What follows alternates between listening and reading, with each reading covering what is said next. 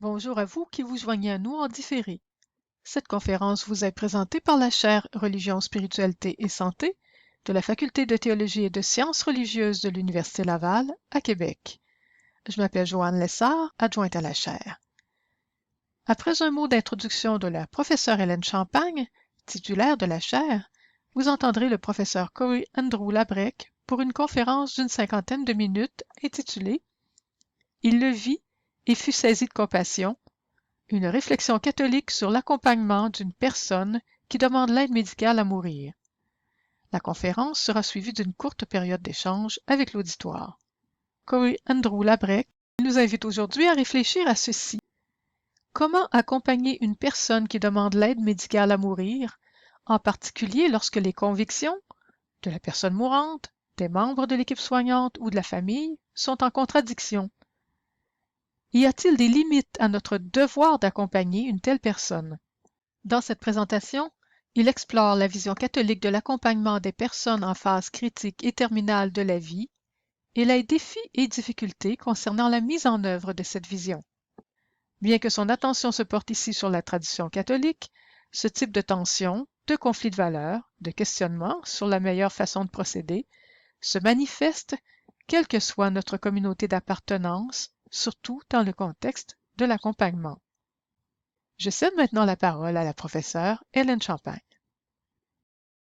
Merci, Joanne. Merci d'être là à tout le monde. Ça me fait plaisir de vous présenter mon collègue Corey Labrec, Corey Andrew Labrec, professeur titulaire de bioéthique et d'éthique théologique, titulaire de la chaire de leadership en enseignement en éthique de la vie.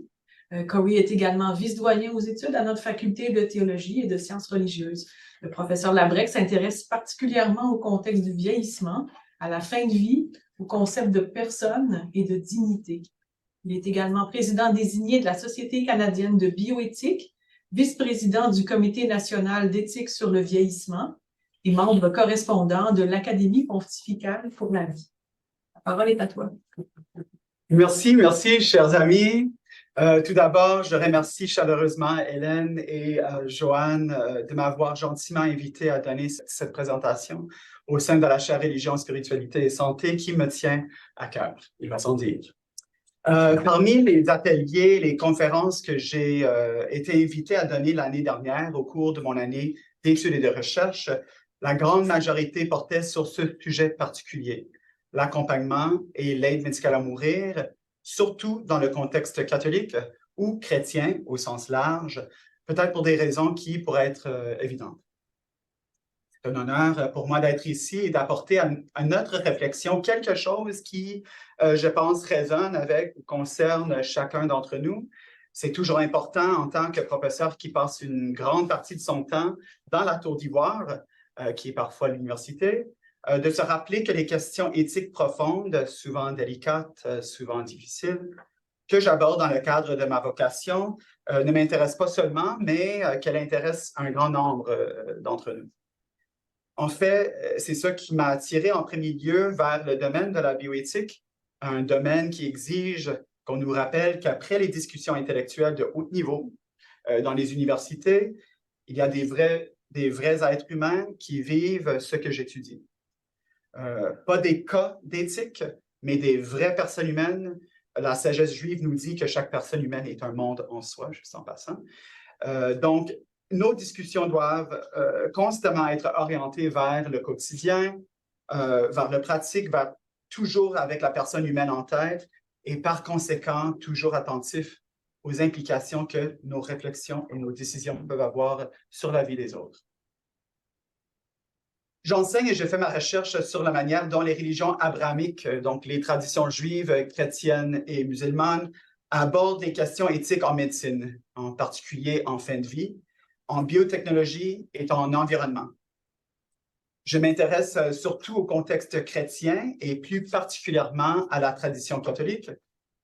Je vous invite, bien que mes commentaires aujourd'hui soient en grande partie liés à la tradition catholique, je vous invite à réfléchir à la manière dont les points que je soulève ici peuvent être abordés dans votre contexte ou dans le cadre de votre propre histoire et vos propres expériences. Est-ce que c'est clair? Assez clair. Permettez-moi de commencer par quelques mots sur l'aide médicale à mourir qui a été légalisée au Canada en 2016.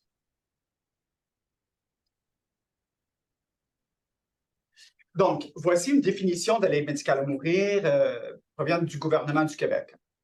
L'aide médicale à mourir consiste en l'administration de médicaments par un médecin à une personne à sa demande dans le but de soulager ses souffrances en entraînant son décès.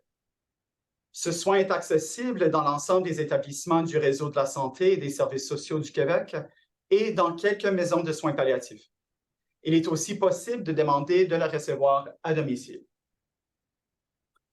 Il y a un mot ici qui est souvent la question du jour au niveau des débats, et c'est le mot qui est vraiment au centre du paragraphe, le mot soin. Hein? Donc, comme vous pouvez imaginer, c'est assez controversé de dire que l'aide médicale à mourir comme intervention est un soin parmi d'autres soins. Comme vous pouvez imaginer, c'est un sujet de grande discussion. Juste par exemple, on voit quelque chose d'autre ici, au centre hospitalier de l'Université de Montréal, l'aide médicale à mourir est considérée comme un soin, pas juste un soin, mais un soin d'accompagnement.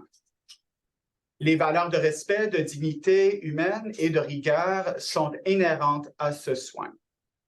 Je mets ça là pour l'instant, mais juste pour vous montrer comment c'est souvent discuté ici au Québec. C'est bien, juste pour vous donner un peu le portrait, certainement pour nos amis qui sont à l'extérieur de la province. Quelques faits saillants, juste pour vous mettre au courant. Le nombre de décès attribuables à l'aide médicale à mourir est en constante augmentation. En 2022, 13 241 cas d'aide médicale à mourir ont été déclarés au Canada, ce qui représente 4,1 % de tous les décès dans le pays. Le nombre de cas d'aide médicale à mourir en 2022 représente un taux de croissance de 31,2 % par rapport à 2021.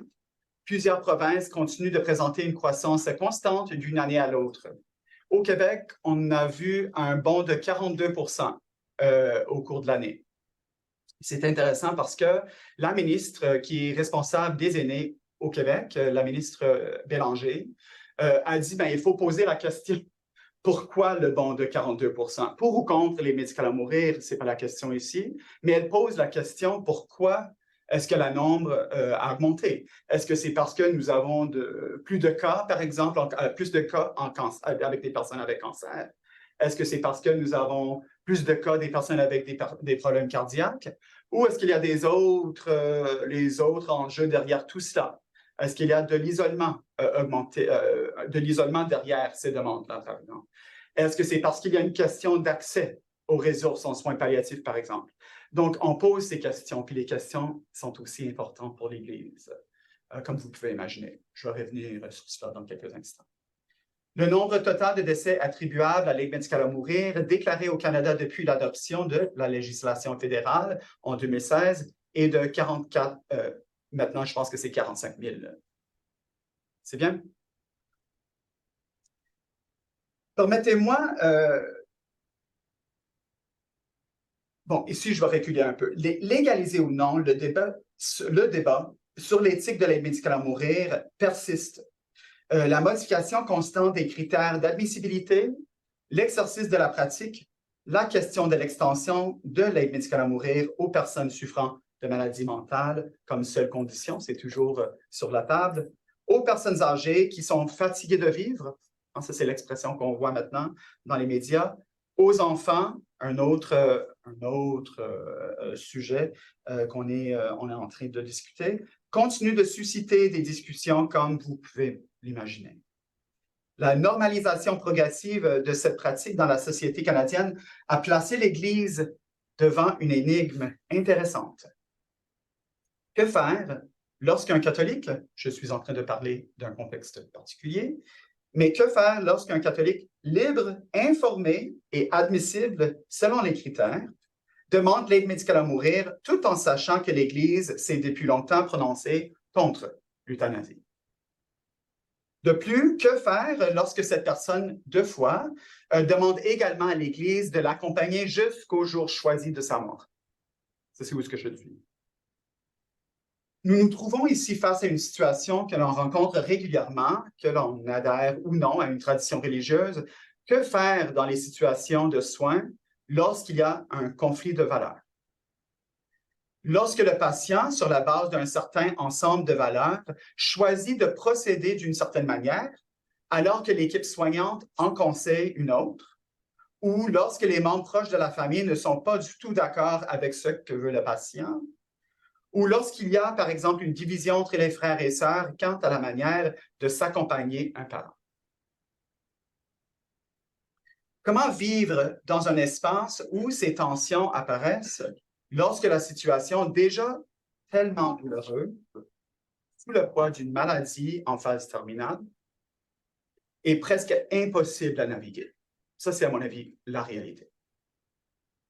En cas de désaccord, la grande question qui est souvent posée est: faut-il accompagner? L'Église se tourne ici vers l'une des paraboles les plus connues de Jésus, l'un des textes bibliques les plus importants traitant de la question de l'accompagnement, connu par de nombreuses personnes à l'intérieur et à l'extérieur de la tradition chrétienne, qui est le bon Samaritain. L'histoire est utile ici car elle met en évidence ce type de tension, à mon avis, et de conflit de valeurs en situant le récit dans la division politique et culturelle, voire la haine, entre les Juifs et les Samaritains de l'époque. Donc, permettez-moi de le lire afin que nous soyons toutes et tous sur la même longueur d'onde. Et encore une fois, je vous invite à donner un sens à cette histoire dans le contexte de vos propres expériences. Toujours avec moi?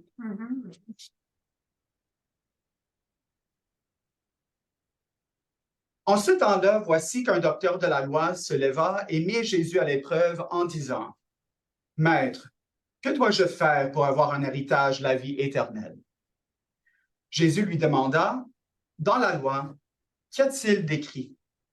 Et comment lis-tu? » L'autre répondit: « Tu aimeras le Seigneur ton Dieu de tout ton cœur, de toute ton âme, de toute ta force et de toute ton intelligence, et ton prochain comme toi-même. » Jésus lui dit: « Tu as répondu correctement. Fais ainsi et tu vivras. » Mais lui, voulant se justifier, dit à Jésus: « Et qui est mon prochain? » Jésus reprit la parole. Un homme descendait de Jérusalem à Jéricho et il tomba sur des bandits. Ceux-ci, après l'avoir dépouillé et roué de coups, s'en allèrent,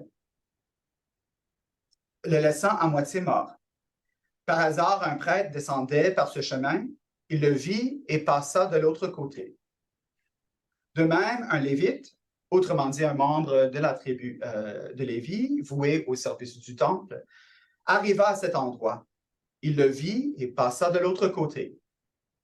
Mais un Samaritain, qui était en route, arriva près de lui.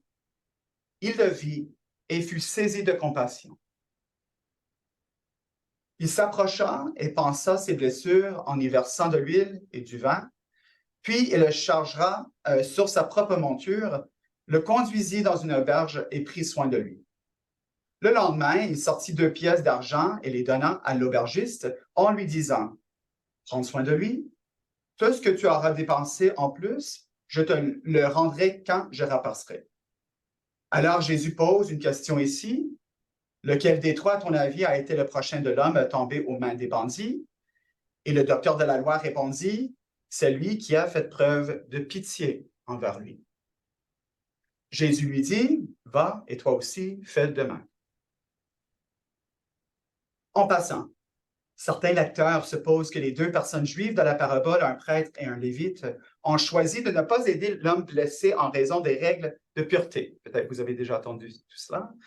Et de l'interdiction d'entrer en contact avec une personne quasi morte, ce qui les rendrait rituellement impurs. Les vivants, comme tu le sais bien, peut-être, et les vivants et les morts ne doivent pas se mélanger. Cependant, cela ne tient pas compte de l'un des principes les plus importants de la loi juive, qui doit être respecté presque à tout prix. Pikuach nefesh, comme on dit en hébreu, le devoir de préserver la vie, avant tout. Donc, il y a quelque chose qui manque ici, mais je ne mets ça pas. Je m'écarte du sujet et je laisse cette discussion à nos biblistes, finalement. Ce que l'histoire raconte ici, et c'est non seulement qu'en tant que voisins, nous sommes appelés à soigner ceux et celles qui sont malades et blessés, un mot sur lequel je reviendrai, mais aussi que nous devons le faire même avec ceux et celles qui ne partagent pas nos valeurs et nos opinions. Ça, c'est ma lecture du texte. La parabole parle explicitement, et c'est de la plus haute importance, d'un Samaritain qui aide un Juif.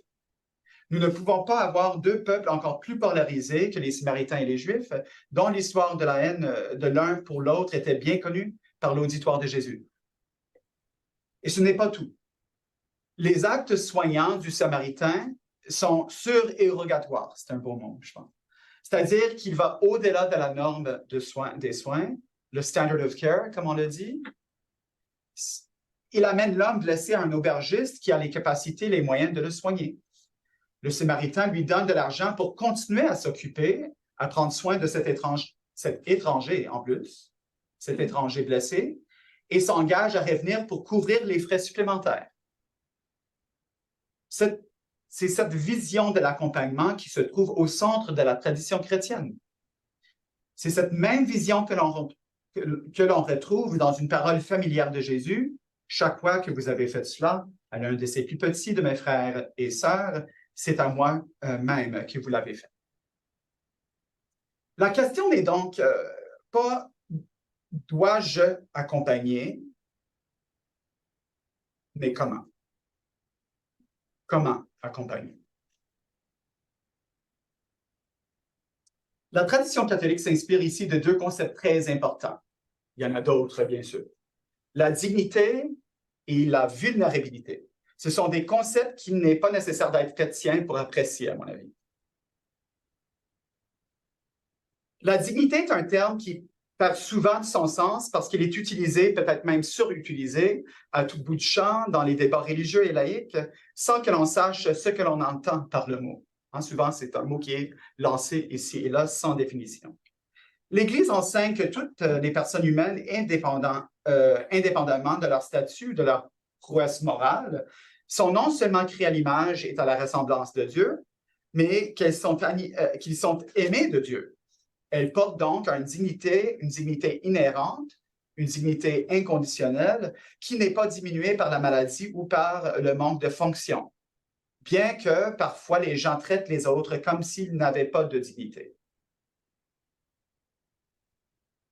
Parfois, cela se manifeste également dans le langage que nous utilisons pour décrire nos patients ou les personnes souffrant de certaines conditions. Je vous donne comme exemple qu'est-ce que nous avons derrière, ça dépend où vous êtes là.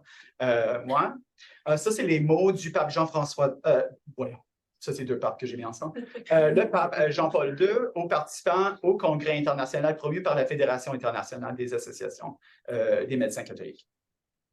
Je ressens le devoir de réaffirmer avec vigueur que la valeur intrinsèque et la dignité personnelle de tout être humain ne change pas, quelles que soient les conditions concrètes de sa vie. Un être humain, même s'il est gravement malade ou empêché dans l'exercice de ses fonctions les plus hautes, est et sera toujours un être humain. Il ne deviendra jamais un végétal ou un animal. Même des diagnostics, on parle d'un état végétatif des fois. Donc, il faut faire attention. Et à mon avis, c'est tellement important pour nous aussi qui travaillent surtout sur la théologie, les sciences religieuses. On est très attentif à la sémantique. Juste en passant, dans mes cours en bioéthique, soit ici à la faculté de théologie et sciences religieuses ou bien à la faculté de médecine, je commence toujours avec un module sur la sémantique ou bien les concepts de base. Il faut toujours commencer avec les mots qu'on utilise, les mots qui ont beaucoup d'importance. Quand on parle du patient 215 ou le cancer dans comme dans la salle 215 ou la démente ou le dément, il faut faire attention avec ces mots. Il faut faire attention avec ces mots.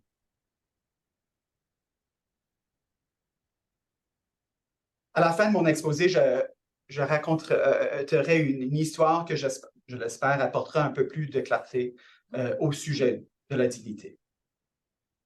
La vulnérabilité apparaît comme une diminution de l'autonomie individuelle, une perte de contrôle ou de pouvoir. Mais le concept va bien au-delà. Il faut noter ici que plusieurs contextes sociaux, économiques et politiques peuvent rendre certaines personnes et populations plus vulnérables que d'autres. Il va sentir. Limiter l'accès aux ressources, priver les gens de leurs droits et libertés, entraver l'obtention des besoins humains fondamentaux et permettre que des injustices de toutes sortes se répandent consiste dès lors à vulnérabiliser. Selon Martha Albertson Feynman, figure d'autorité au sujet de la théorie juridique critique, elle affirme que le concept de la vulnérabilité reflète le fait qu'on vit et on meurt dans une matérialité fragile qui nous rend tous constamment susceptibles aux forces externes destructrices et à la désintégration interne.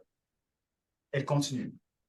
En tant qu'êtres corporels, les êtres avec des corps, nous sommes tous constamment vulnérables aux événements qui peuvent nous rendre dépendants. Comme la vulnérabilité, la dépendance est aussi universelle. Nous étions tous dépendants comme enfants et dans l'avenir, plusieurs deviendront, pas tout le monde, mais plusieurs deviendront de nouveau dépendants sur les autres pour les ressources, les soins et le soutien. Cette dépendance biologique reliée au développement est souvent citée comme une justification pour renier l'autonomie décisionnelle à un individu, ce qui est profondément stigmatisant. C'est la base du reniement de certaines libertés ou droits autant pour les adultes que pour les enfants, généralement parlant. Feynman déplore le fait que la vulnérabilité et la dépendance soient stigmatisées dans une culture comme la nôtre, dont le narratif perpétue le mythe que l'indépendance, l'autosuffisance et l'autonomie sont toutes réalisables et désirables. Le but ici est au moins de souligner une certaine solidarité. Donc, ultimement, notre vulnérabilité partagée devrait nous mener à une compassion qui ne peut pas être sélective. Je préfère, comme mes collègues sont au courant, parler ici de la blessabilité au lieu de la vulnérabilité. Parce que cette dernière est souvent considérée comme une catégorie qui concerne plutôt les autres. C'est toujours les autres qui sont vulnérables. C'est jamais moi. En fait, le terme vulnérable vient du latin vulnus ou vulnerare, qui signifie blessé ou blessure. Donc, une personne vulnérable est quelqu'un qui peut être blessé, quelqu'un qui, c'est ça, et qui peut blesser en même temps. Cela indique plus clairement que la vulnérabilité ou bien la blessabilité est universellement partagée. Donc, ce n'est pas lui qui est vulnérable, c'est nous tous qui sommes vulnérables. Nous sommes en fin de compte tous blessables. Dans le même ordre d'idée, le Conseil pontifical pour le dialogue interreligieux et le Conseil œcuménique des Églises nous invitaient récemment dans une publication conjointe à nous demander qui sont les blessés et qui avons-nous blessés ou négligés. Une question importante. Ce devoir d'accompagner les personnes souffrantes et mourantes fait partie de la tradition chrétienne depuis des siècles. Certains affirment même que le christianisme est une religion de guérison depuis son origine. Inspiré par la devise « guérir quand c'est possible », mais soigner toujours. Ce ne sont pas des synonymes, guérison et soin. De guérir et de soigner sont deux affaires différentes, peut-être liées, c'est certain. Permettez-moi de vous donner un exemple historique important à cet égard. En tant que bioéthicien théologique, je me tourne souvent vers le passé pour regarder vers l'avenir, c'est un peu mon but, vers des pratiques et des idées qui pourraient bien avoir donné naissance aux pratiques et aux idées que nous connaissons aujourd'hui. Donc, à titre d'exemple, voici quelque chose, je parle souvent de cela, mais l'ars moriendi, ou l'art ancien de mourir. Peut-être certains d'entre vous le connaissent-ils. Vous avez certainement entendu parler de la peste noire, la grande peste bubonique qui a atteint son apogée vers 1350 de notre ère, qui a décimé l'Europe, certaines parties de l'Afrique du Nord et de l'Asie. Certains ont estimé que 30 à 60% de la population a été anéantie. Se déplacer dans les villes infectées avec des piles de cadavres à gauche, à droite et au centre n'était pas une exagération de l'époque. La peur n'était pas de mourir en tant que telle. La mort était la grande égalisatrice, si je peux dire.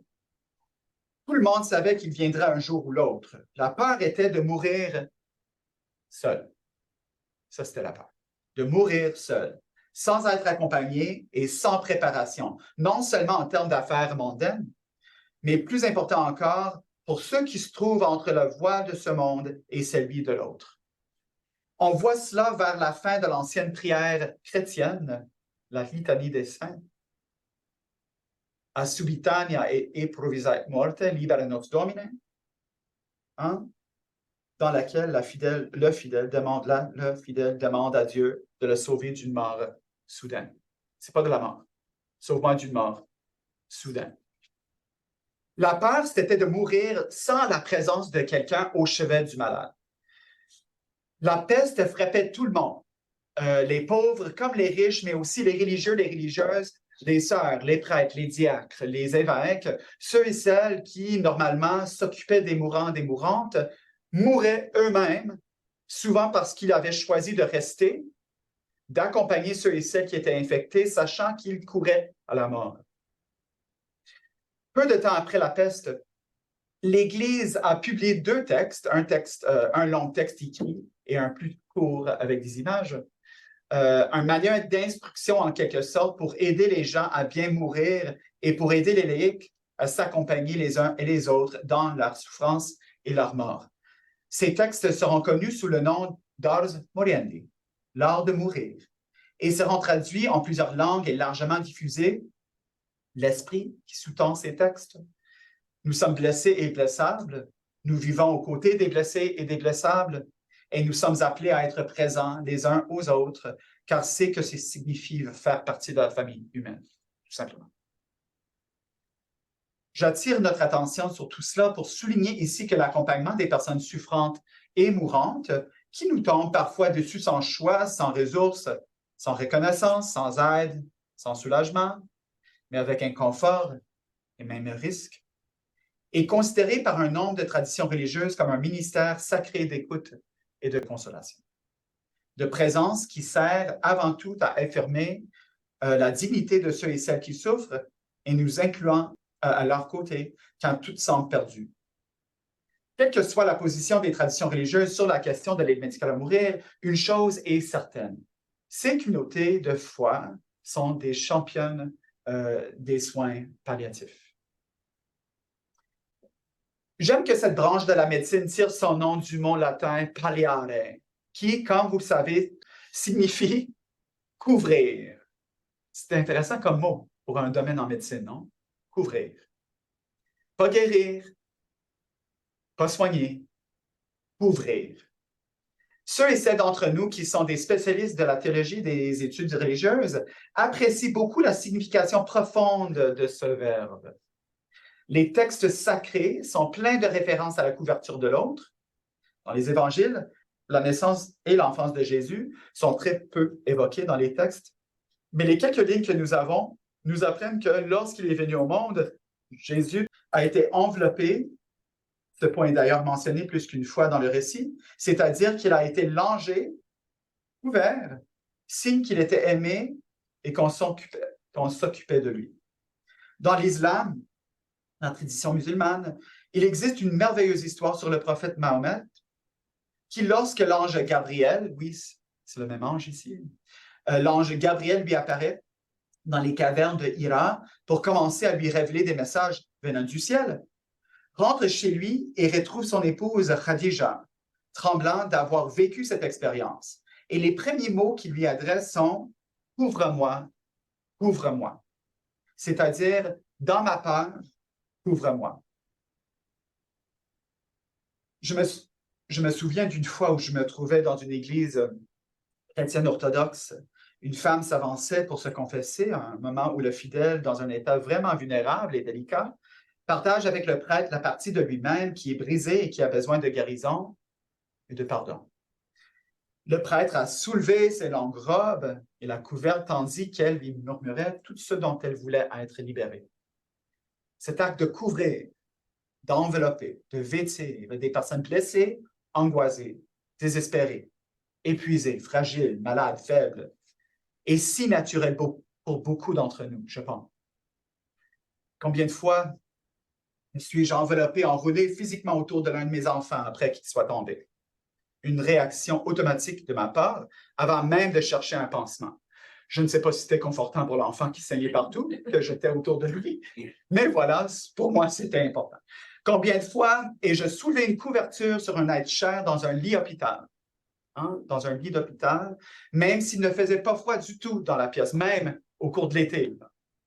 Simplement parce que cela semble être ce que nous devrions faire.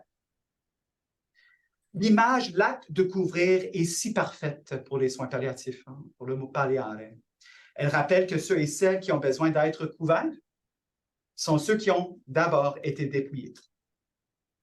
Et pas seulement de leur santé, pas seulement de la normalité, peut-être d'une certaine stabilité qu'il avait jusqu'à là dans la vie ordinaire quotidienne, mais peut-être aussi d'un sentiment de dignité ou de valeur ou de sens et d'utilité. Je pense que le palliare des soins palliatifs est mieux compris par une expression que j'ai entendue à maintes reprises dans les hôpitaux lorsque j'étais professeur de bioéthique à l'université Emory à Atlanta, en Géorgie, dans le sud, genre, avec l'accent, je ne vais pas dire, avec l'accent, mais je peux le faire. Souvent, j'ai entendu cela. I got you. I got you. C'était le refrain des infirmiers, des infirmières, des médecins, des proches aidants, des aumôniers, mais aussi des personnes qui nettoyaient les hôpitaux. J'ai vu l'échange avec eux et les patients ou avec les membres de la famille qui étaient présents, qui s'occupaient du bureau d'accueil, etc. I got you. Ça veut dire, ça veut dire ça. T'es correct. T'es dans mes bras, autrement dit.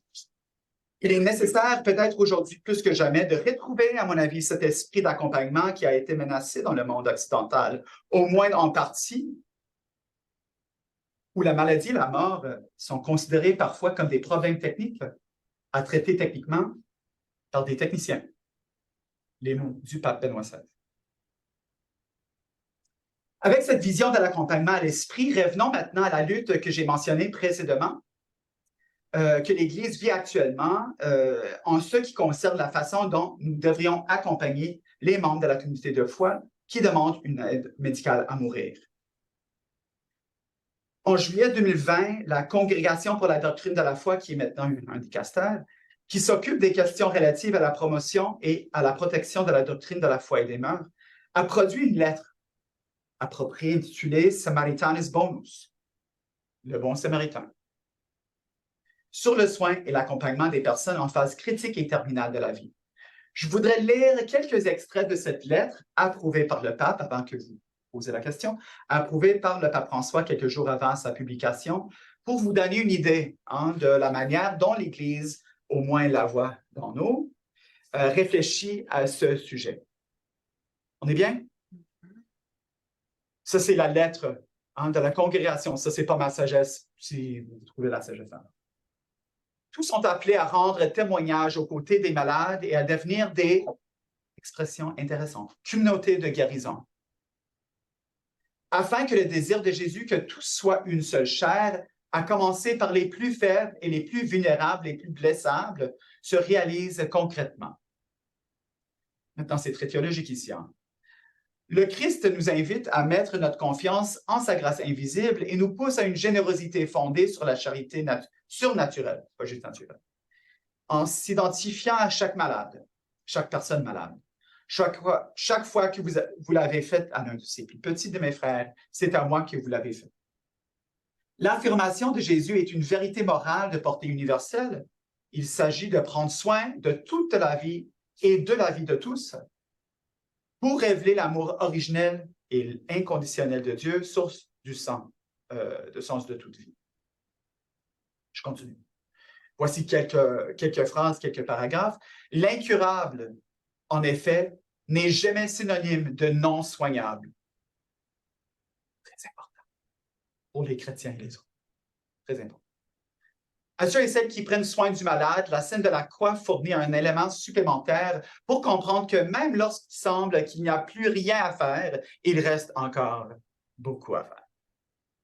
Car se tenir est un des signes de l'amour et de l'espérance qu'il porte avec lui. Le seul vrai droit est celui du malade, de la personne malade, à être accompagné. Intéressant. On parle d'un droit ici. D'être accompagné et soigné avec humanité. Ce n'est qu'ainsi que sa dignité pourra être préservée jusqu'à sa mort naturelle, selon l'Église. Cela dit, nous avons des autres passages là-dedans. Un cas très particulier dans lequel il est aujourd'hui nécessaire de réaffirmer l'enseignement de l'Église est l'accompagnement pastoral de celui qui a expressément demandé l'euthanasie ou le suicide assisté, l'aide médicale à mourir. En ce qui concerne le sacrement de la réconciliation, qui est lié au sacrement de l'onction des malades,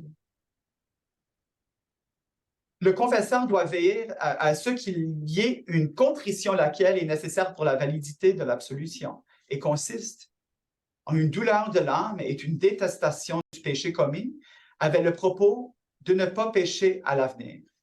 Dans notre cas, une personne qui demande de l'aide médicale à mourir avoir affaire à une personne qui, au-delà de ses dispositions subjectives, a fait le choix pour l'Église, un choix qui est d'un acte gravement immoral, et il persévère librement.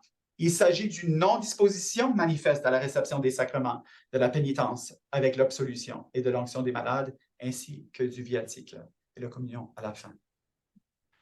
Donc, un portrait, une vision de l'accompagnement, mais vers la fin du texte, des consignes assez claires.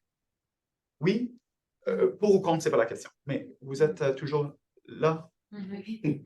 Je vois que vous êtes là en chair et tendance. Mais... Cependant, et voici un paragraphe qui est maintenant souvent traité par les théologiens et les bioéthiciens catholiques. Cependant, il n'est pas admissible de la part de ceux qui assistent spirituellement ces malades de faire quelques gestes extérieurs que ce soit, qui puissent être interprétés comme une approbation de l'aide médicale à mourir, comme par exemple rester présent au moment de sa réalisation. C'est assez clair dans le texte. Une telle présence ne peut être interprétée que comme une complicité. Ce principe concerne en particulier, mais pas seulement, les aumôniers, des structures de santé où l'euthanasie peut être pratiquée, qui ne doivent pas faire scandale en se montrant d'une quelconque manière complice de la suppression d'une vie humaine.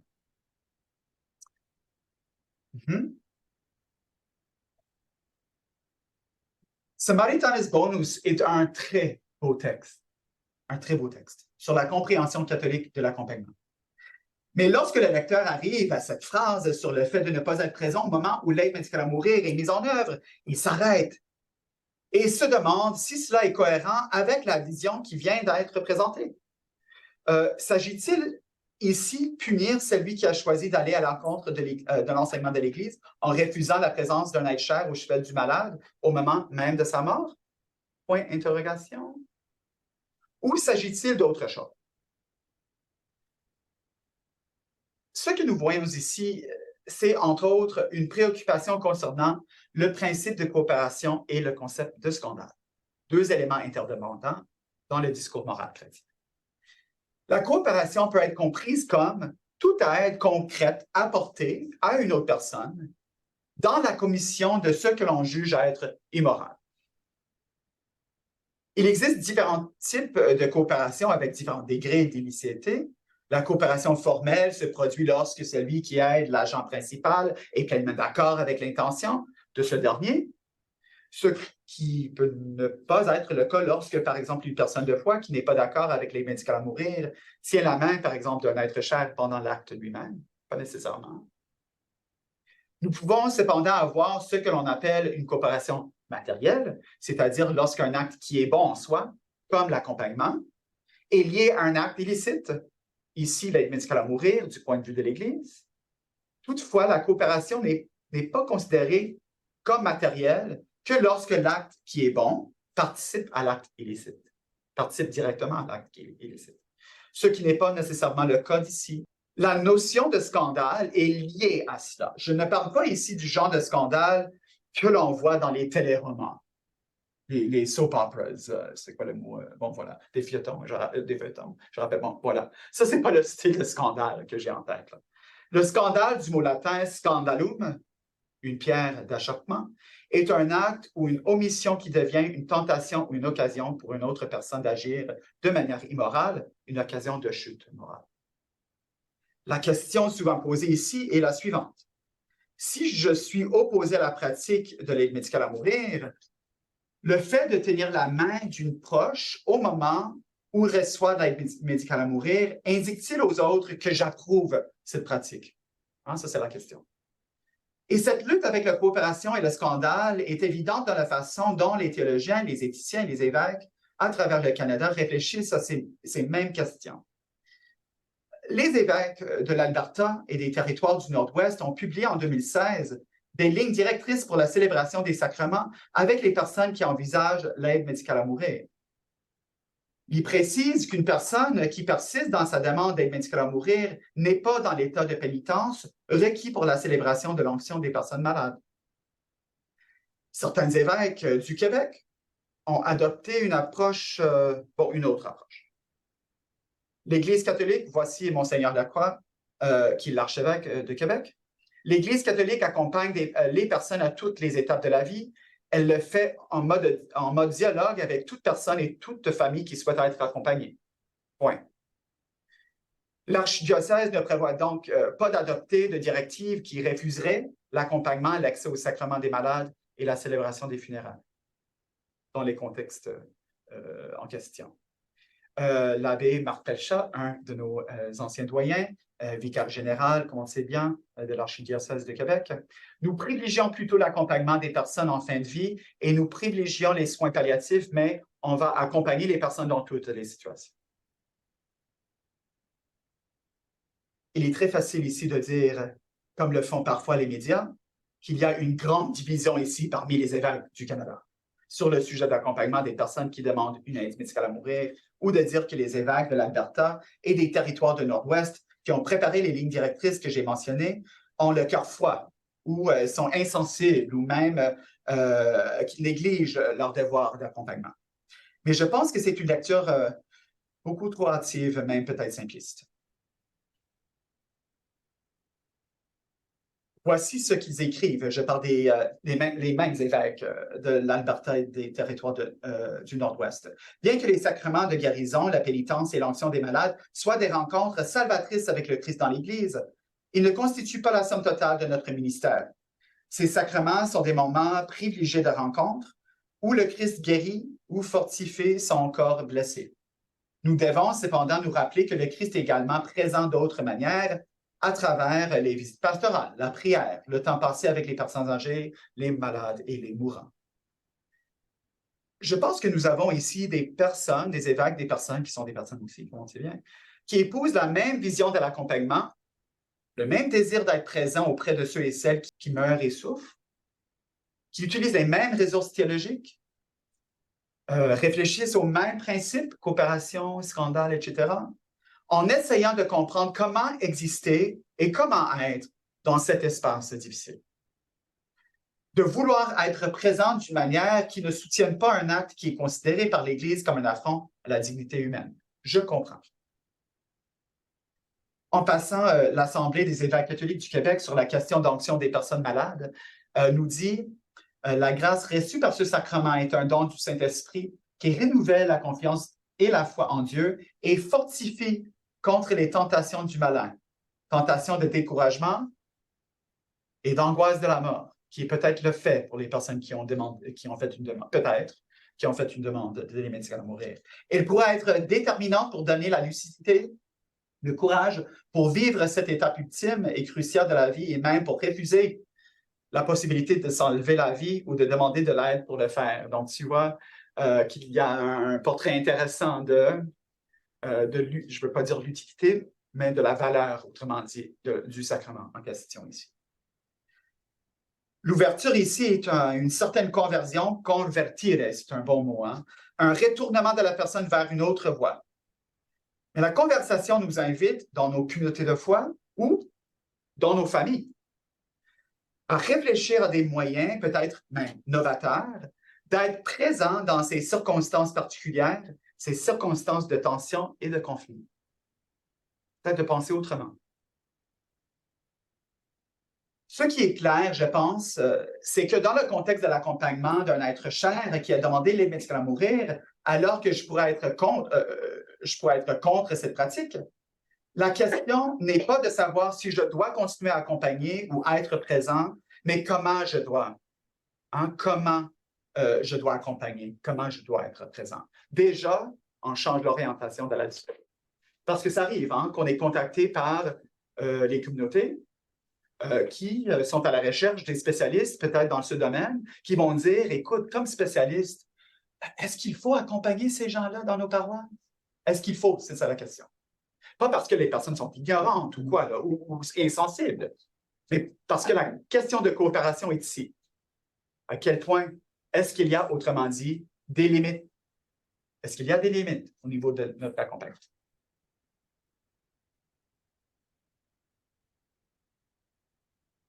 La tradition chrétienne. Dans cette tradition, on parle beaucoup du ministère sacré de présence. J'avais déjà souligné cela.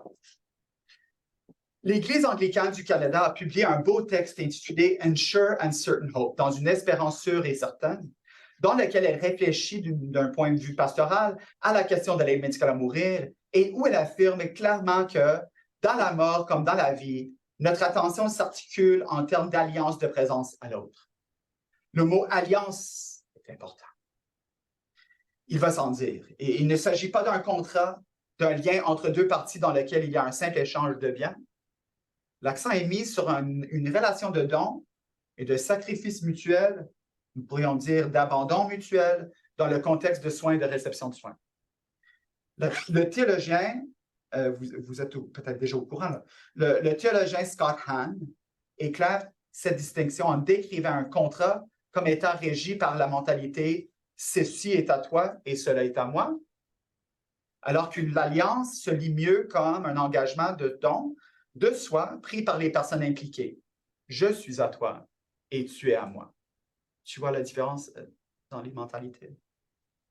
Je pense que cette vision des soignants en tant que ministre d'une alliance de présence qui me semble extrêmement importante, en particulier dans une société qui vieillit rapidement, est le mieux décrite par le grand théologien néerlandais Henri Nouwen, qui dit « Lorsque nous nous demandons honnêtement quelle personne compte dans nos vies, nous constatons souvent que ce sont ceux qui, au lieu de donner des conseils, des solutions ou des remèdes, ont choisi plutôt de partager notre douleur et de toucher nos blessures d'une main chaude et tendre. L'ami qui peut être silencieux avec nous dans un moment de désespoir ou de confusion, qui peut rester avec nous dans une heure de chagrin et de deuil, qui peut tolérer sans savoir, sans cicatriser, sans guérir, c'est un ami qui se fait du souci. Permettez-moi de conclure avec 2 points que je l'espère alimenteront vos propres réflexions. 5 minutes, je m'en suis parlé. Aux dernières heures de sa vie, Jésus se retira avec 3 de ses amis les plus proches au pied du mont des Oliviers à Jérusalem. La scène, souvent appelée l'agonie, est d'une grande intensité. Après avoir partagé un dernier repas avec ses disciples, il invita Pierre, Jacques et Jean à l'accompagner dans le jardin de Gethsémani, où il commença à être envahi d'une... Ça, c'est biblique ici, les textes. Il commença, je mets ça entre guillemets, à être envahi d'une profonde tristesse et l'angoisse le saisit. Son arrestation et sa crucifixion alors imminente et ses souffrances s'approfondirent. « Je suis accablé de tristesse à en mourir », dit-il aux 3 hommes. La demande qu'il fit ensuite était à la fois simple, du moins en apparence, et spécifique. « Restez ici et veillez avec moi. » Pas me conseiller, pas m'écouter, mais être présent et veiller avec moi. Bien que Jésus se résignât à accepter ce qui devait être, il n'était pas moins terrifié de ceux qui l'attendaient, comme peuvent le comprendre ceux et celles d'entre nous qui ont déjà reçu un quelconque diagnostic. Surtout, ne vous pas traverser seule cette épreuve. Hein, surtout. Et la suite est bien triste. Il se retira 3 fois, vous savez peut-être, vous connaissez l'histoire, il se retira 3 fois pour prier. Chaque fois qu'il retournait vers ses amis, il les trouvait endormis, ignorant peut-être de la gravité du moment, ou, une autre manière de voir des choses, écrasés par la fatigue de compassion. Mon dernier point vise à relier notre discussion d'aujourd'hui sur la dignité, la blessabilité et la présence, en particulier dans la lourdeur d'un espace où un être cher souffre ou meurt. J'admets que je me suis parfois laissé influencer par la vision dominante de la dignité, comme étant liée à la fonction. Autrement dit, si vous perdez vos fonctions, vous perdez votre dignité, qui est complètement au contraire de ce que la tradition chrétienne enseigne. C'est le contraire. C'était à la fin du mois de mars 2018.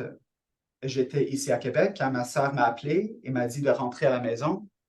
Lorsque nous utilisons le mot maison, nous parlons de la maison de notre enfance. Peut-être c'est une pratique connue. Où vit notre mère et où j'habite maintenant. Ma mère, atteinte d'un cancer du côlon en phase terminale, qui s'était rapidement propagé au foie, était entrée assez soudainement dans une phase de mort active. Presque comme si c'était du jour au lendemain. Je venais de lui parler au téléphone, tout semblait aller bien. Vous savez comment ce genre d'histoire se déroule. Après quelques jours, elle est tombée dans un coma et nous avons, c'est une bonne expression, tomber dans le coma. Nous avions alors des soins à domicile et le CLSC, un centre de santé communautaire ici au Québec, avait envoyé un médecin et une infirmière en soins palliatifs pour nous aider. On était gâtés par cela. Alors que ma fille, Eden, fêtait son 3e anniversaire avec ses grands-parents du côté de mon épouse, juste en bas de la rue, j'étais au chevet de ma mère, le regardant s'éteindre. Quelqu'un a frappé à la porte, c'était l'aide à domicile, Chantal, qui m'a dit qu'il était venu pour laver ma mère. À travers de nombreuses larmes, je lui ai dit que je ne voulais pas lui faire perdre son temps précieux, car il semblait que ma mère allait mourir d'un moment à l'autre. Chantal m'a pris la main et m'a dit, et je me souviens très bien de ses paroles, « J'ai entendu dire que tu es un homme bien éduqué. » C'est toujours une bonne manière de commencer les choses.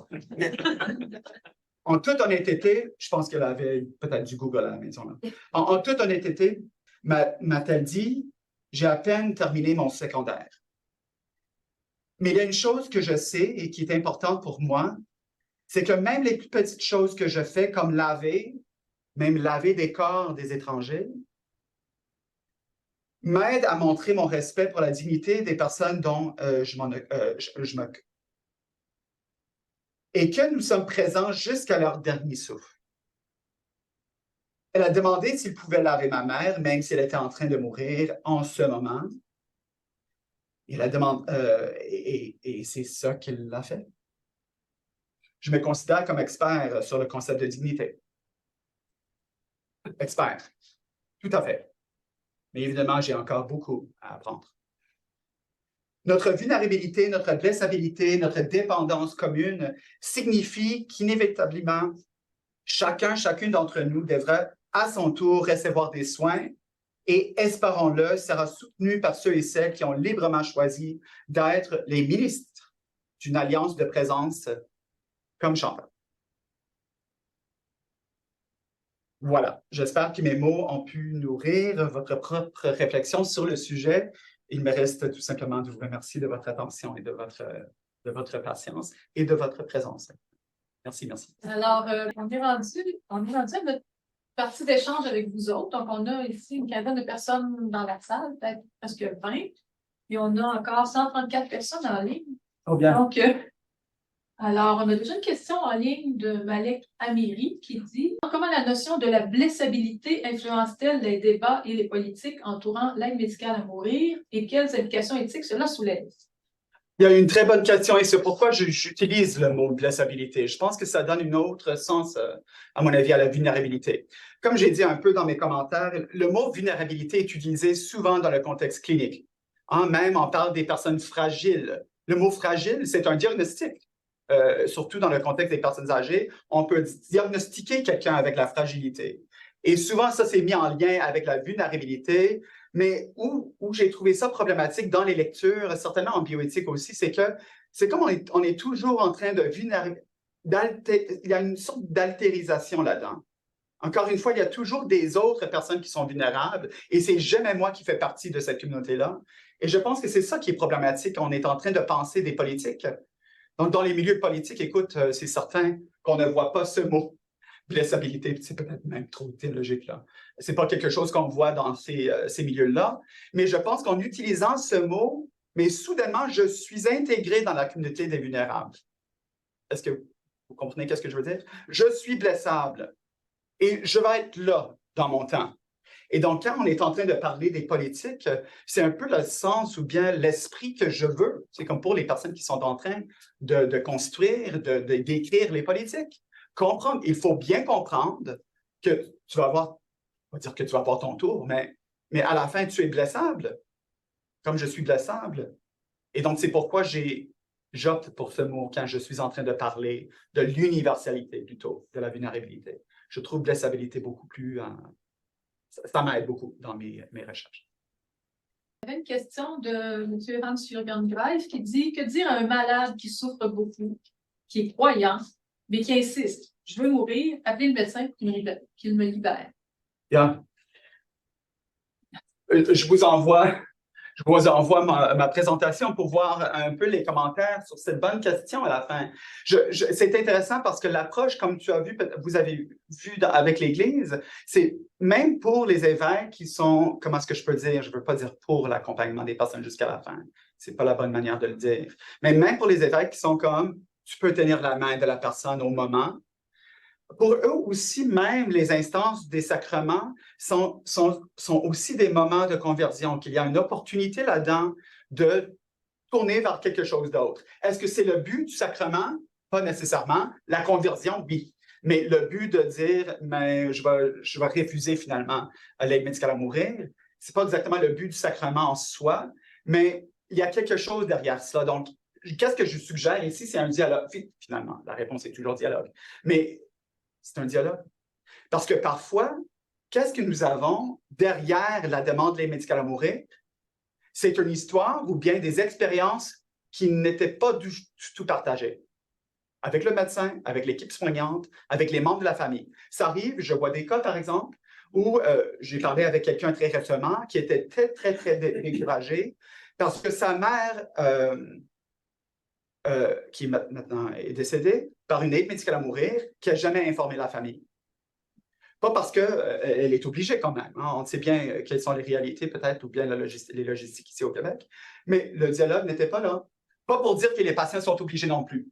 Mais le dialogue, s'il y a quelqu'un qui partage déjà, c'est ça que je veux ou c'est ça que je demande, mais déjà de commencer une conversation pour voir pourquoi est-ce qu'on est là, pas d'une manière nécessairement critique, là, mais de dire comment est-ce que vous êtes rendu ici. Est-ce que c'est l'isolement? Épuisement? Fatigué de la vie?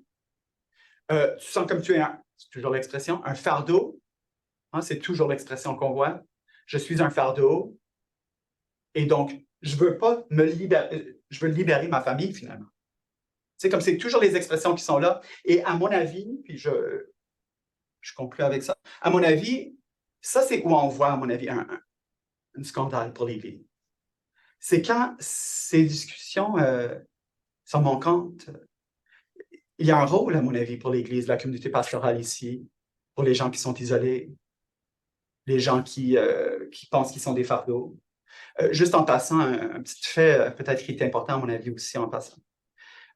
Au Canada, au Québec, il y a des centaines, sinon des milliers de corps non réclamés dans les hôpitaux chaque année. Hein? Nous avons cela. Scandale, à mon avis, pour l'Église.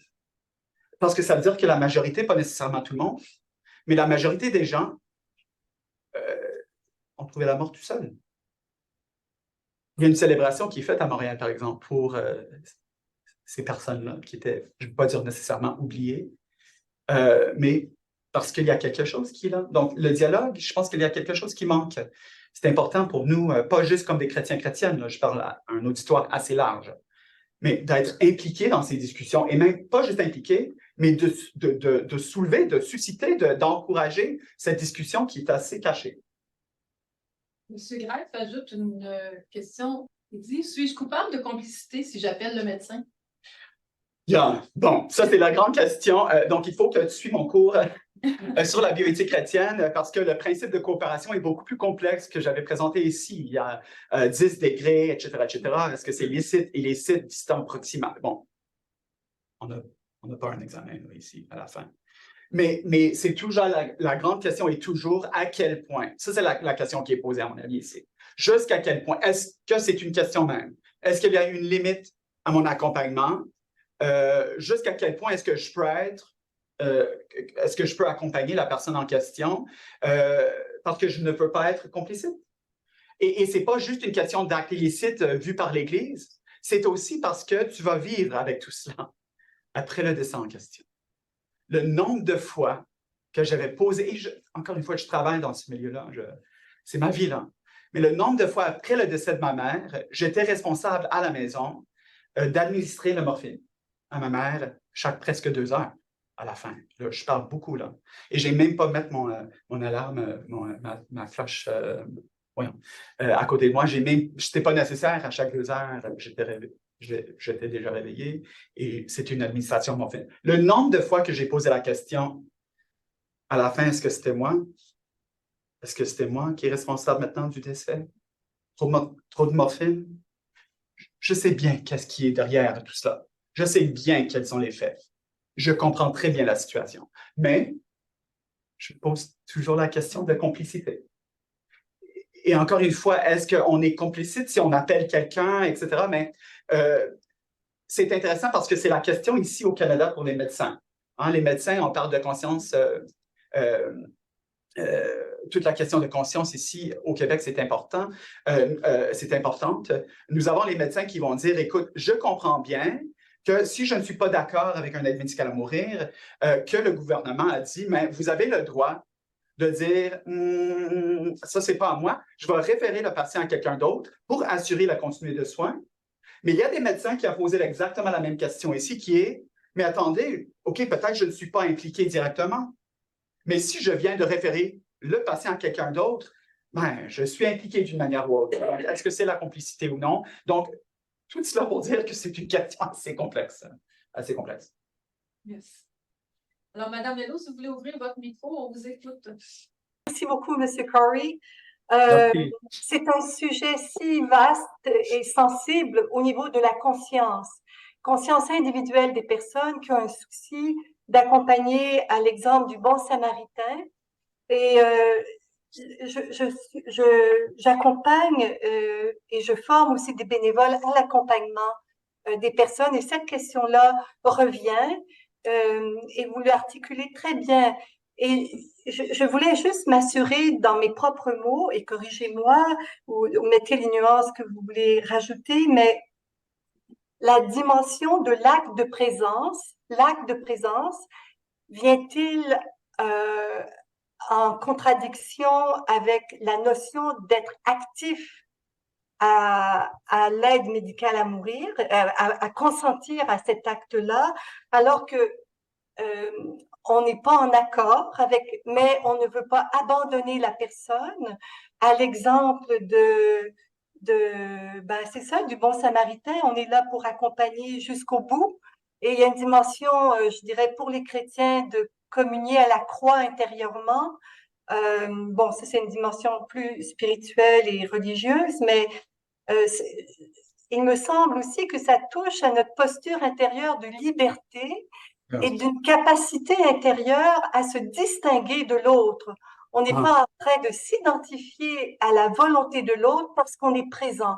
Et je ne sais pas s'il y a un moyen de développer ce sujet de la liberté intérieure dans l'acte de présence, quand on est en opposition ou on a une vision différente face à la souffrance pour ne pas aller jusque-là. Voilà. Merci. Merci pour ces mots, Madame Mello. Une sagesse pratique qui est là derrière tout ça. Merci. Et je pense que c'est un peu comment est-ce que je peux dire, l'esprit du texte que j'avais cité de l'Église anglicane du Canada. Cette idée que la présence ici, c'est une autre manière d'être. Hein. C'est pas la même chose que nécessairement un acte direct en soi.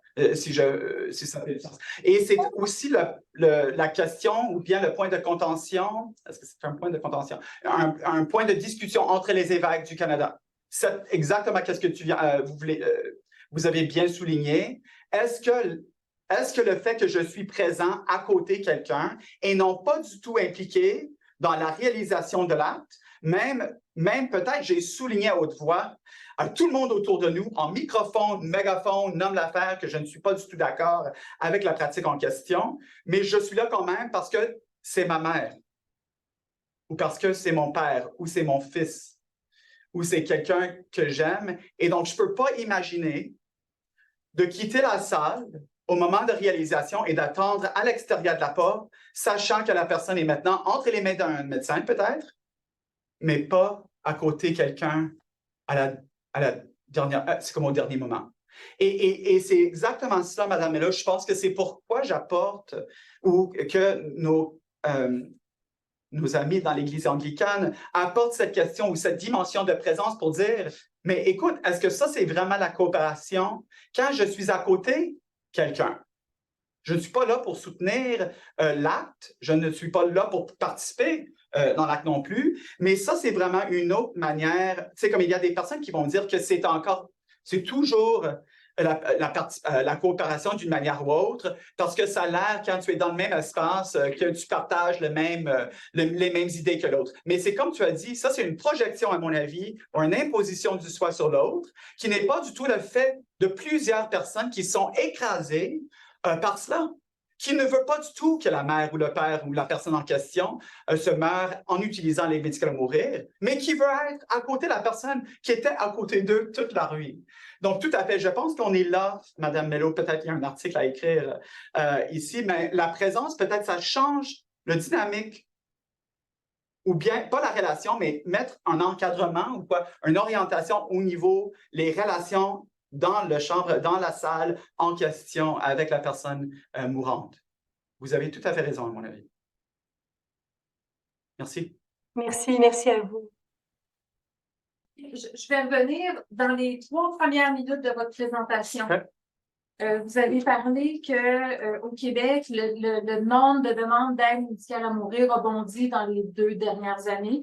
Est-ce qu'il y a, et c'est peut-être en dehors de votre champ, mais j'espère qu'il y a à tout le moins une équipe ou une recherche qui essaie de comprendre, de nommer les raisons qui poussent à cette augmentation de demande d'aide médicale à mourir. C'est ma question aussi. J'espère que ça va être le fait. Donc, on sait que la ministre Sandra Bélanger, la ministre responsable pour les aînés, a posé cette question numéro 1. Encore une fois, peu importe si elle est pour ou contre, là, mais elle a posé la question en disant, mais 42 % c'est énorme.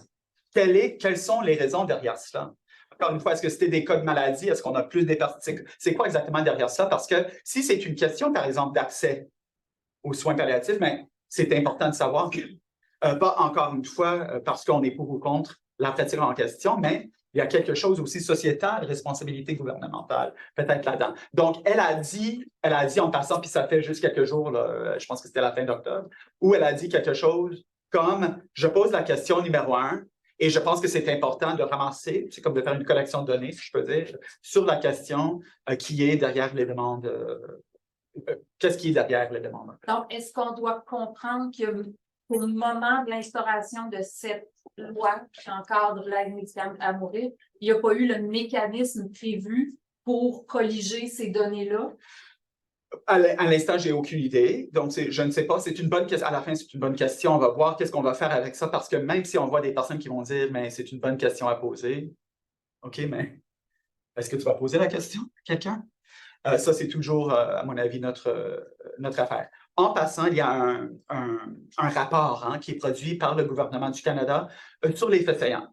Donc, si vous tapez sur le Google, 4e rapport sur les médicaments à mourir 2022, gouvernement du Canada, tu vas trouver un livre un document assez intéressant avec ses points saillants, mais aussi, il y a aussi une liste des raisons derrière les demandes.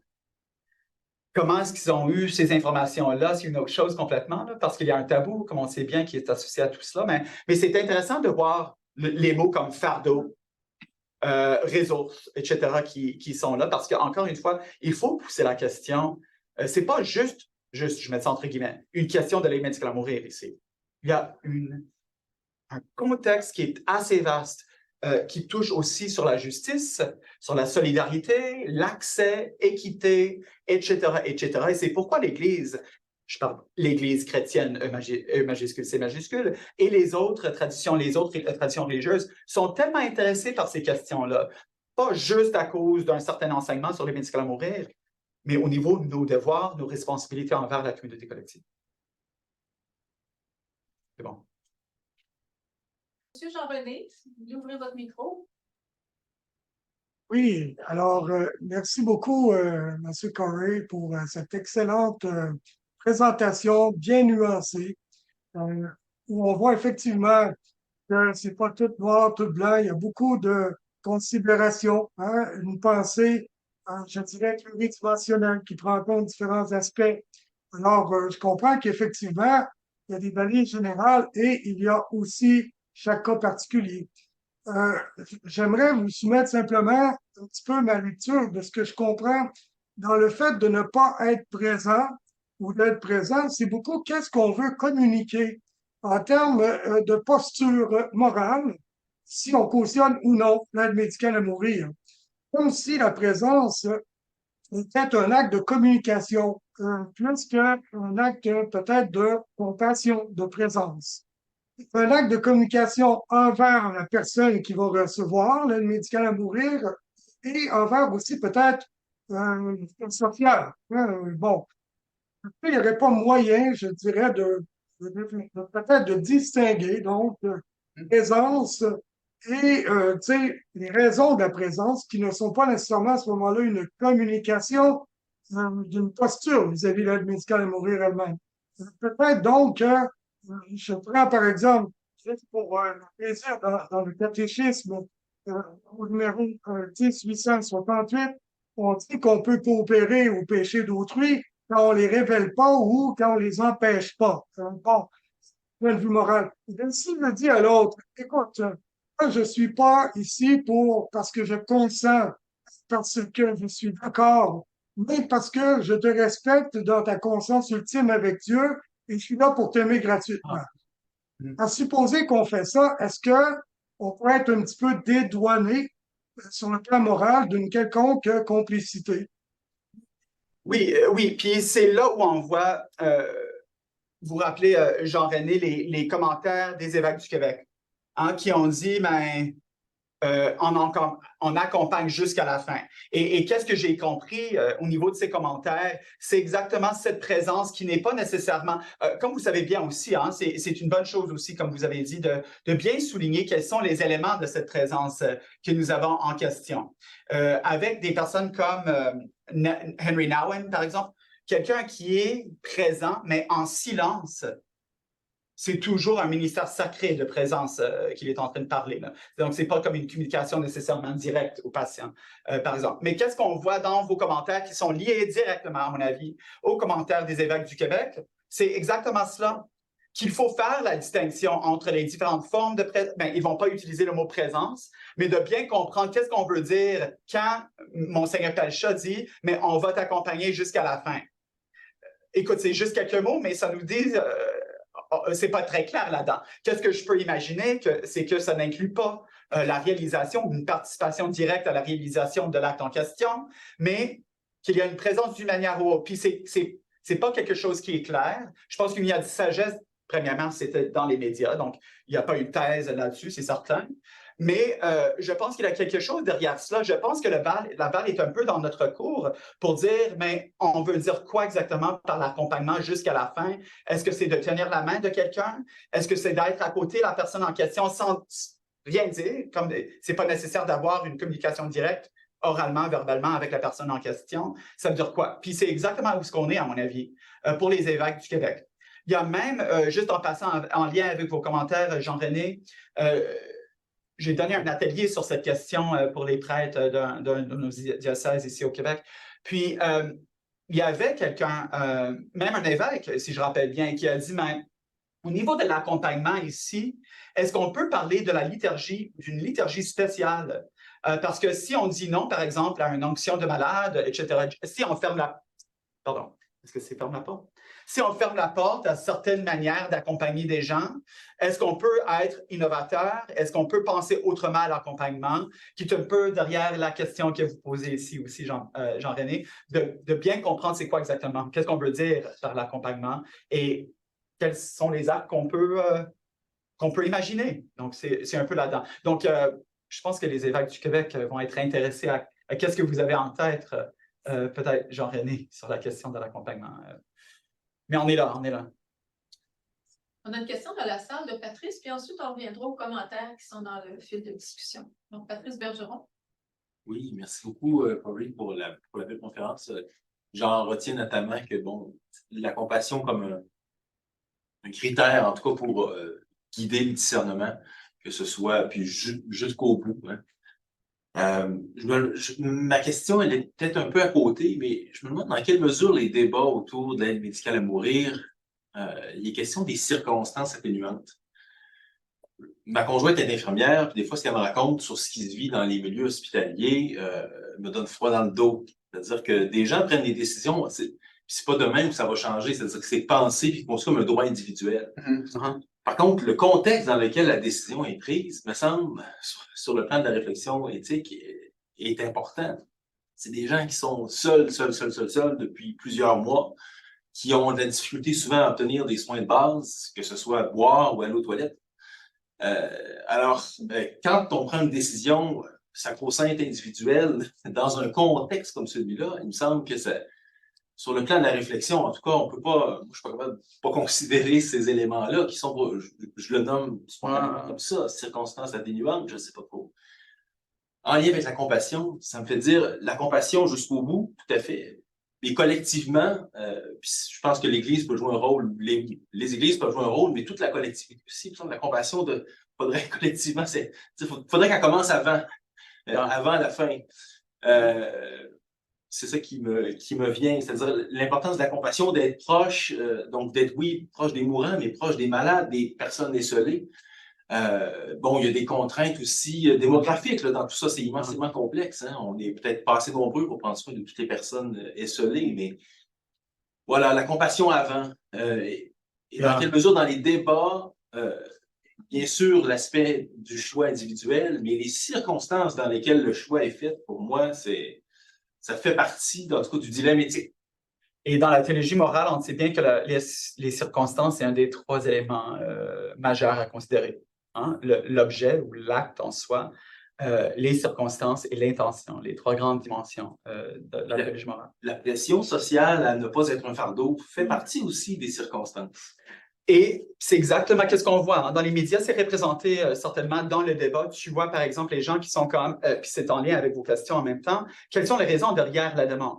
Premièrement, il faut être admissible. Ça, c'est déjà clair. Ce matin, juste en passant, dans l'auto, j'étais en train d'écouter Radio-Canada, puis ils sont en train de parler de taux de suicide chez les aînés au Québec qui augmente, surtout dans le contexte des aînés qui demandent de l'aide médicale à mourir, mais qui ne sont pas admissibles. La question, et c'est un peu en lien avec ce que tu poses ici, mais où est la compassion?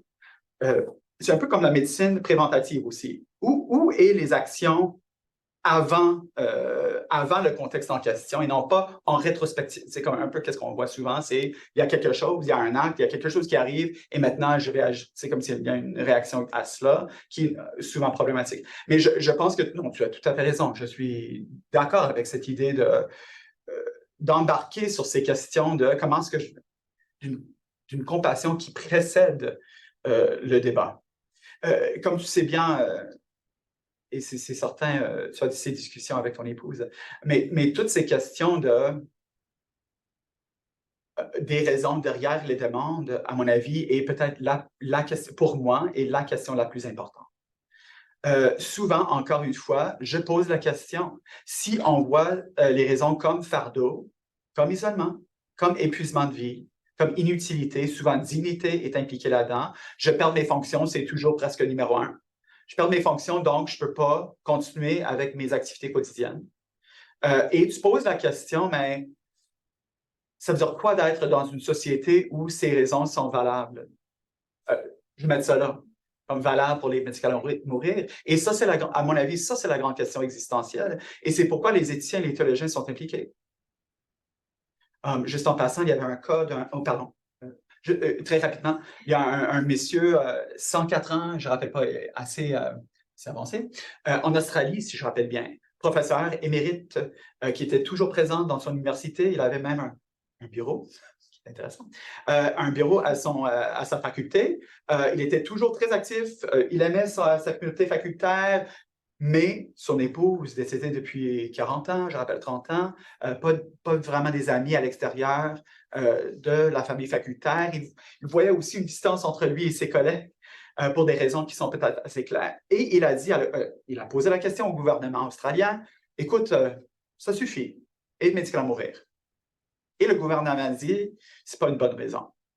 Donc, il a fait un peu de tourisme médical, comme on dit. Il s'est rendu en Europe et il a pris fin de ses jours. Parce que c'est intéressant au niveau des juridictions qui jugent la validité des raisons. Hein? Donc, si tu penses que ce n'est pas valable comme raison, mais je vais y aller à quelque part où c'est acceptable, par exemple. Mais c'est une question qui, à mon avis, qui n'est pas assez... décortiqué, abordé, je ne sais pas, certainement par les théologiens. Je suis de plus en plus content, je suis content qu'on est de plus en plus actifs dans ces discussions.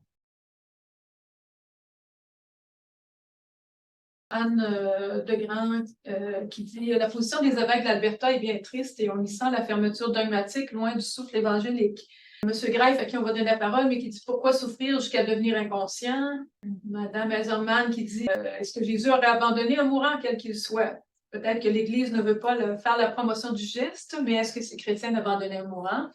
Et ça finit par « Oh là là », parce que... Ça, c'est Béatrice. Oui, c'est Béatrice. Merci, Béatrice. Justement. Puis, M. Greif, vous voulez ouvrir votre micro, on vous écoute. Je voulais vous demander, est-ce que vous avez pris connaissance du livre de Régent Boivin qui s'appelle « Désarroi devant la mort », où il traite, selon l'anthropologie de Paul Tillich. J'ai été extrêmement impressionné par ce livre-là et je trouve qu'il donne beaucoup de clarté, surtout quant à la rapidité avec laquelle la loi a été, je dirais, fouettée rapidement jusqu'à la fin, sans véritablement consulter le côté religieux. Et ça m'a beaucoup dérangé personnellement.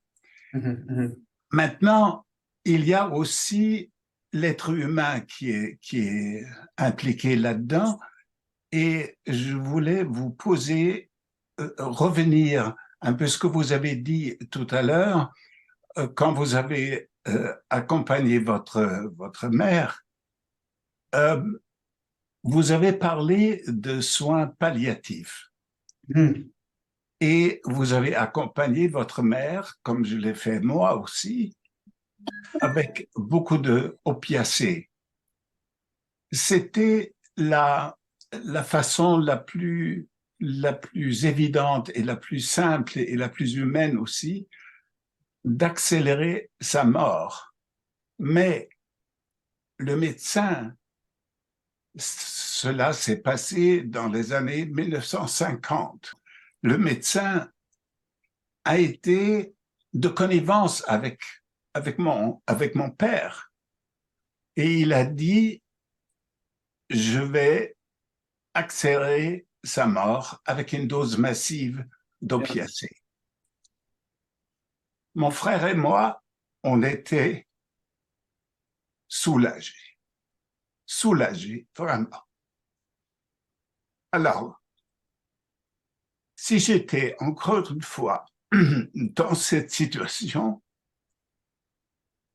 je crois que je réagirais de la même façon. Comment vous êtes-vous senti après la mort de votre mère? Triste.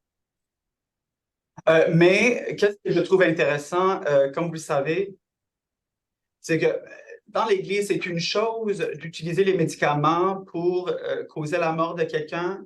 C'est une autre chose, l'usage des analgésiques pour alléger les souffrances du moribond, même au risque d'abréger ses jours.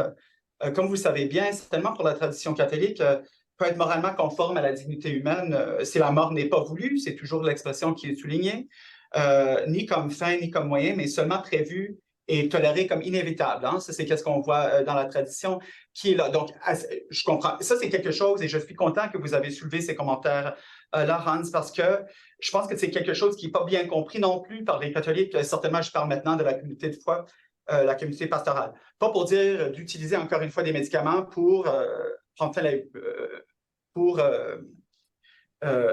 soulager. Tout à fait. C'est une chose pour soulager, une chose pour gérer, etc. Puis c'est là où je vois beaucoup de la discussion en lien avec vos commentaires sur les soins palliatifs. C'est là où on voit la discussion souvent.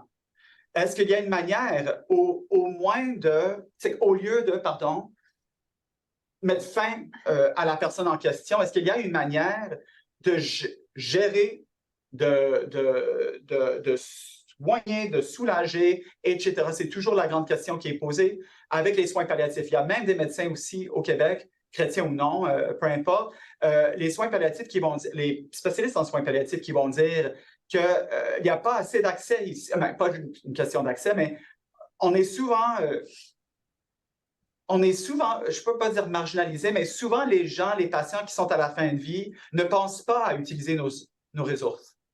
C'est comme pour le soulagement. C'est pas tout à fait le fait pour tout le monde, c'est certain. Mais souvent, c'est pas pensé directement ou immédiatement. Je parle de mon côté aussi avec ma mère. Elle voulait jamais utiliser les soins, utiliser les ressources des soins palliatifs. Parce que qu'est-ce qu'elle avait en tête? Pour elle, c'était presque comme c'est presque comme elle a dit, mais je m'abandonne, c'est comme forget it. C'est comme ça a l'air que si j'utilise ces ressources des soins palliatifs, c'est comme j'ai dit, je comprends que je meurs. Elle n'était pas à l'aise avec ça. Donc, avec ce fait que pour elle, dans sa tête, même si ce n'est pas du tout le fait, que les soins palliatifs égale fin, tu es à la fin, qui n'est pas nécessairement le cas. Et donc, à mon avis, ici au Canada, juste en passant, je pense qu'il y a des efforts par nos spécialistes en soins palliatifs de corriger ou de bien cultiver une autre vision des soins pal et l'utilisation ou bien les ressources des soins palliatifs pour les gens qui ne sont pas juste à la fin de vie, mais pour les autres aussi qui ont besoin d'un autre système de gestion des souffrances. Et je suis triste qu'on n'avait pas utilisé ces soins d'une manière plus constructive au cours de la maladie de ma mère. J'ai beaucoup de regrets, c'est certain. Et ça, c'est un de mes regrets, qu'on n'était pas plus impliqué dans les soins palliatifs plus tôt dans le processus. Et c'est toujours difficile, comme vous le savez bien, d'avoir la discussion, même avec quelqu'un qui est mourant, de la mort. J'arrête ici avec quelque chose qui est aussi triste, mais je rappelle qu'une des dernières choses que ma mère a dit, quand elle était consciente, donc quelques jours avant sa mort, elle était à la table de la cuisine. Elle pensait c'était nécessaire qu'elle était toujours à la table de la cuisine parce que c'était là où on avait nos réunions familiales. On était 3 personnes dans la famille. Mon père est décédé quand j'avais 1 an. Donc, c'était toujours ma mère, ma soeur et moi à la table de la cuisine. Et quand j'ai visité la maison, c'est comme de Québec ou de quoi, ma mère était toujours assise à la table de cuisine parce que l'idée, c'était « Oh, tu es chez nous. » Donc, il faut que je suis à la table de cuisine parce que c'est là où on avait vu la vie et l'amour et tout ça. Donc, mais la dernière chose qu'il m'avait dit, j'étais au lavabo en train de laver des vaisselles. Puis elle a dit, 4 jours avant sa mort, presque, tu sais, comme à la fin de au niveau de la conscience, puis elle a dit, Corey, je ne sais pas qu'est-ce que je vais faire quand tu retournes au Québec. Vaisselle, gazon, maison, etc. Je ne sais pas comment je vais être capable de trouver l'effort, l'énergie pour faire tout cela. Mais dans ma tête, j'étais comme, mais tu es mourant? C'est pas ça que j'ai dit? Parce que c'est pas moi, c'est un peu comme les commentaires de Mme Mello. C'est pas nécessairement à dire, mais maman, écoute, là, c'est la fin. C'est de bien comprendre comment dialoguer avec quelqu'un où la personne est. Je sais que c'est très cliché de dire ça, mais à la fin, voilà. Trop de Merci. commentaires. Merci. très, très grand merci à Corey Lavray de nous avoir partagé ses chemins de réflexion, mais aussi ses expériences. Des chemins de réflexion qui vont nous laisser dès maintenant parcourir à notre rythme, avec nos pas à nous. Merci à tout le monde de votre intérêt, de votre participation. C'est toujours un grand plaisir de vous retrouver en ligne et en personne. Bonne fin de journée. Veillez bien sur vous.